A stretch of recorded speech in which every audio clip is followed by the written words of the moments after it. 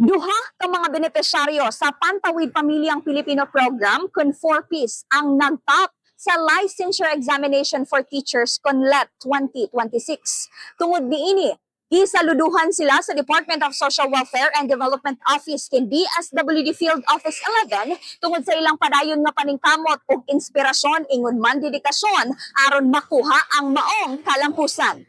Gibutyag karon sa PRC nga 18,000 ang nakapasar sa elementary teachers gikan sa 32,796 ka mga examinees kun 56.3%.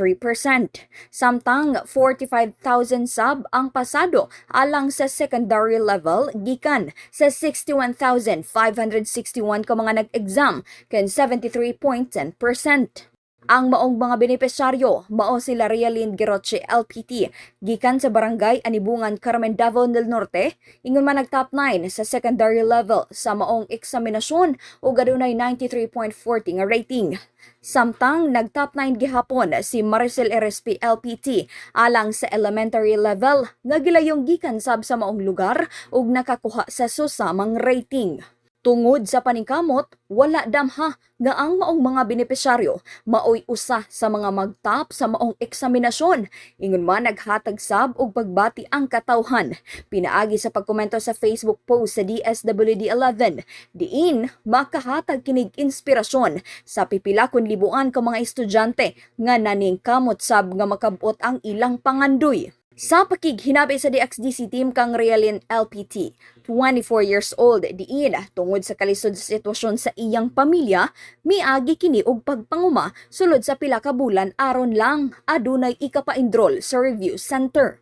Gahapon ma'am, so actually, ginakultaan ko pero dili siya ingon nga nakakulba because ako din akong hubot sila ko pagkalit-talinaw kay specifically ginaako din nako nga dili lang mag-pass sa wali sa bagay na pwede na ako ma'am nga mag-sakso. So dako di kaya akong kalipay pasalamat sa Ginoo ma'am kay wala din ako danghan na mag-top na church ko hindi ako nako ma'am pero not kanang extent na mag-top na church ko sa kadaghan ba naman ma'am nga ma-appeal ko to daghan din kasi type to challenges ako nabian mao nga utani nga ako kay nga blessing para sa ako nila para sa ako pati na po sa akong family ma. So ang ending ma'am nakalit ko sa so nagtanong ko dito mga gulay nakaipon-ipon ko mo kung gigamit sa pag-review. So dili just out kapat ang kanang kalipot ma'am para makabot din mo kung sa man ang imong ilakangan to sa uban na gyud ka kugi o kanang pag-approach ma'am mo na po maingon sa ilakan ma'am. Samtang mausab ang giagian ni Maricel RSP, 23 years old nga tungod sab sa kapobrehon. Wala kini nahimong babag sa iyang pagpadayon og eskwela.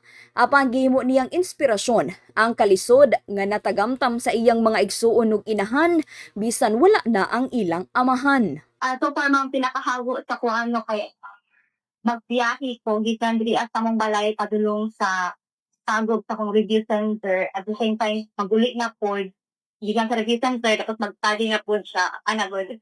Sa ako ang pinaka-struggle is ang kaning time management. And parang salamat sa Ginoo kay lahat ng rapod na ang isa din ako ang inspirasyon ng mga padayon luyo sa kalipod, luyo sa kapoy is ang pamilya, sa kalipod sa pamilya karon. Especially magid ko kanang desisyon magid ko sa patawid pamilya. Naging din ako sa pamilya nga kanang kailangan din niya na aging time din kani magpadayon kay ako ang tulo ka mag-igtuon wala siya nakakumal eskwela and ako na lang bunto ang napakadayon og eskwela to ako ang hindi tanaw at direction ng akong family nga puhon makagraduate ko at the same time makatrabaho ko sila din ang una din na matagaan ako o kana yung kaning maayo nga panghilabuhi good map. Gani alayo ni ini, gipasigarbo sa sektor ang kalampusan sa duha ka mga benepisyaryo ug nakahatag og inspirasyon sa padayong pagpakita sa abilidad sa sektor sa edukasyon. Ingon man gikan elementarya hangtod senior high school na himong dakong tabang ang programa ug mga benepisyong gihatag sa 4Ps alang sa ilang pag-eskwela ug uban pang panginahanglan alang sa ilang pagkat-on. Kasama mo sa balita og serbisyo publiko. Kini si Radyo Man, Gretchen Igot, Tatak, Aremen.